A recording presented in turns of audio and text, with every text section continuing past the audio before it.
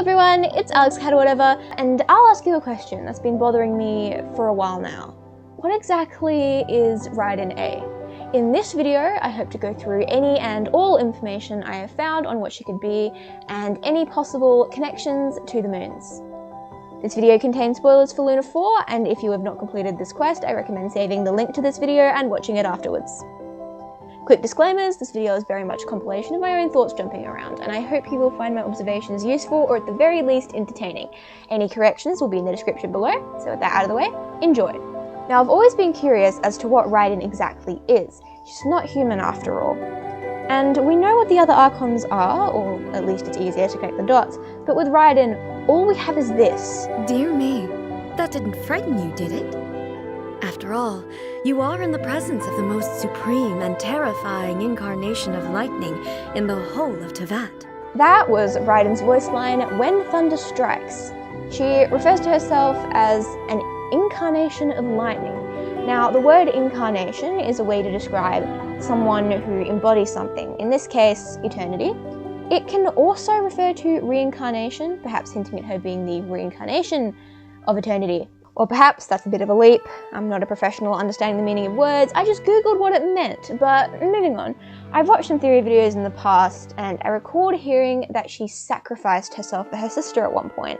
So, did some googling and found the source of this claim. In the book, Treasured Tales of words that I am not going to pronounce because I will pronounce them wrong, it said that she chose to give up her bodily form, helping her sister to ascend. And it said that Makoto, remembering their bond, she recalled Ei's divine will and reforged her body, thus returning her sister to her side, which could be considered reincarnation. But this also raises a few questions. She reforged her body, so did Makoto create a puppet body for her, or was she already one before? And also, referring to her divine will, was she still holding on to that? Did Raiden really create the Shogun in an attempt to create a vessel for her sister's soul, only to find that it had already moved on? Did Makoto teach Ei the technique to forge puppets? Did Ei ever even have a mortal body? Or was she always just a divine will inside a puppet?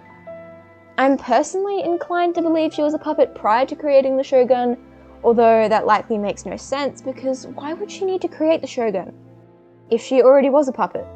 But moving on, in the description of The Wings of the Forest, the Dendro Archon tells a story about the wind that had taken on a human form, and a talking stone, and a wooden thing made of electro. Now, I'd assume the wooden thing made of electro refers to either the puppet or Ei.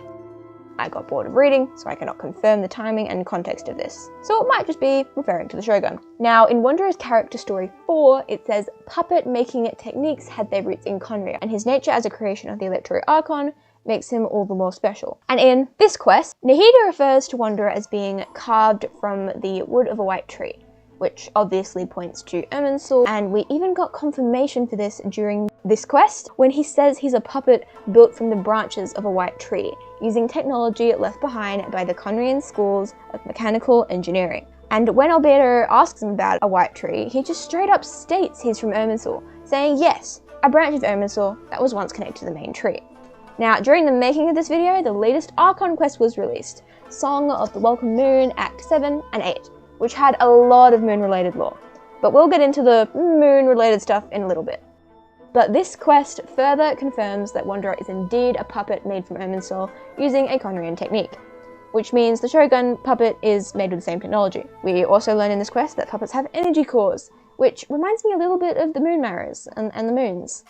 And yep, that's right, it's time to talk about the moons. Back to the book, Treasured Tales of Words I Cannot Pronounce because I will pronounce them wrong. It says, "It is often said that the drawn bow is like the quartered moon, and studying the blade is like a circle of transparent jade." Could the circle of transparent jade refer to a moon? Raiden's echo also mentions it. In fact, let me just show you the whole description for her echo. "The drawn bow is like the quartered moon, and studying the blade is like a circle of transparent jade.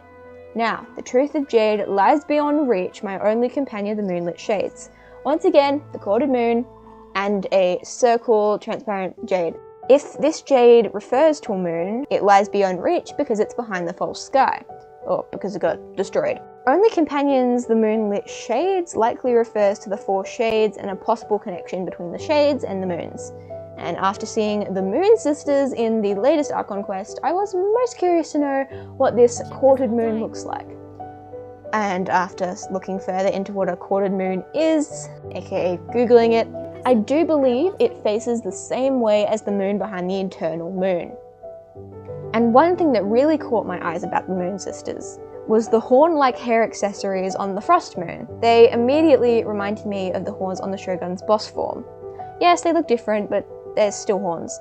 And continuing with similar design elements, the Eternal Moon wears a hair clip on the side, albeit the opposite side to Raiden's, but still interesting. And Arya the Eternal Moon is the only Moon Sister to have a birthmark on her face, which again, in a different spot to Ei's, but still interesting. And the moon behind her is a crescent moon, like Raiden's charged attack. Overall, there's some similarities in their design. In Raiden's demo, she mentions only through eternity are you closest to the heavenly principles. And because the moons and shades are likely connected somehow, this seems relevant.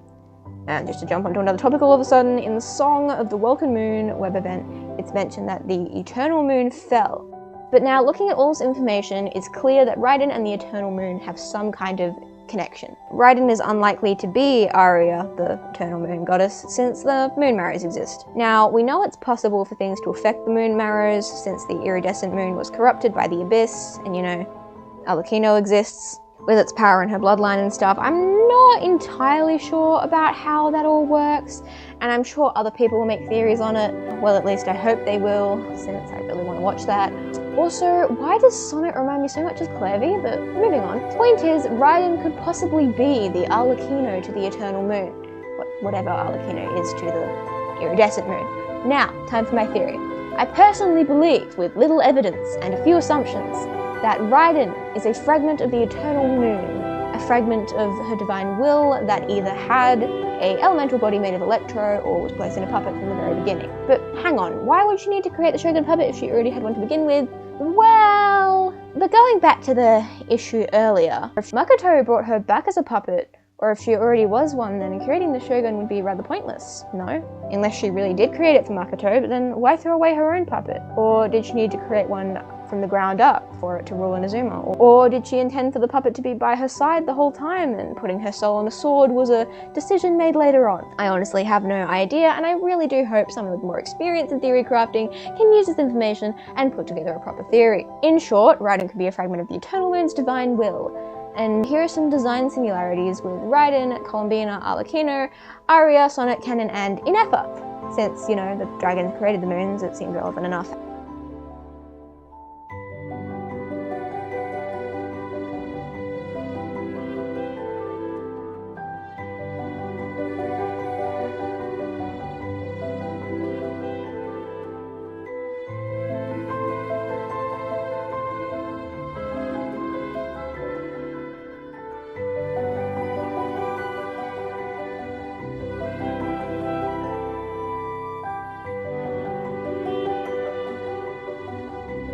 And I'll link any theory videos I've watched on this topic in the description for you to watch after this. Now, that's about everything, so thank you for listening to my ramblings. This took forever to make, and even if one person finds this useful, then it was worth it. Even if that one person was me. So, have a lovely day, everyone.